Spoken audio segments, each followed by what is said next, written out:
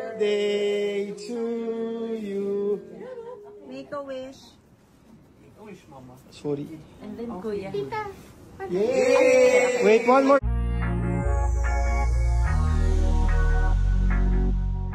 Sa kalagitnaan nga ng gabi ay tahimik na natutulog itong si Kris Aquino.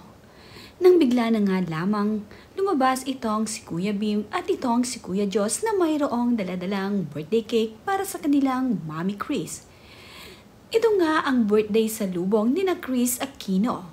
Napaka-sweet naman ng kanyang anak na si Jos at si Kuya Bim na talaga namang nag-effort para sa birthday ng kanilang mommy. Birthday to you. Make a wish. Make a wish, Mama. Sorry. And then Kuya. Tita. Yay! Wait, one more candle. One more. One more here. Ako na to. Ay, okay. Blow pa ate. One more. Kasi may fan. Yeah. Kaya. Nagulat naman nga itong si Kris Aquino sa kanyang nakita. Ginising nga siya ng kanyang anak na si Bimbi na may daladalang birthday cake na para sa kanya. Kinantahan nga nila ito ng happy birthday. Kasama nga ang ilan sa mga kasama sa bahay ni Kris Aquino ay sila ang sumalubong sa birthday ni Kris Aquino ngayong Valentine's. Hindi nga lamang itong si Bimbi ang mayroong pa-birthday cake dito kay Kris Aquino. Pati ang kanyang panganay na anak na si Kuya Jos ay mayroon ding pa-birthday cake para dito sa kanyang Mommy Kris.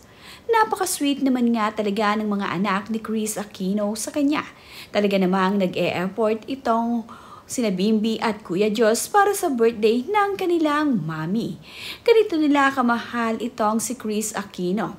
Sa lahat nga ng espesyal na okasyon ay talaga namang naglalaan itong si Bimbi at Jos ng oras para i-celebrate ang mahalaga para sa kanyang mommy. Hindi naman nakakalimutan na dalawin ni Miles Ocampo at Kim Chu ang kanilang ate Kris Aquino. Lalo pa nga nang dumating ang karawan ng kanilang ate ay talaga namang hindi nila pinlagpas ang pagkakataon na hindi ito madalaw sa kanilang bahay. Ganito nga nila kamahal at talaga namang naglalaan sila ng oras upang makita ang kanilang ate Kris. Napaka-sweet ng dalawang ito dito kay Kris Aquino.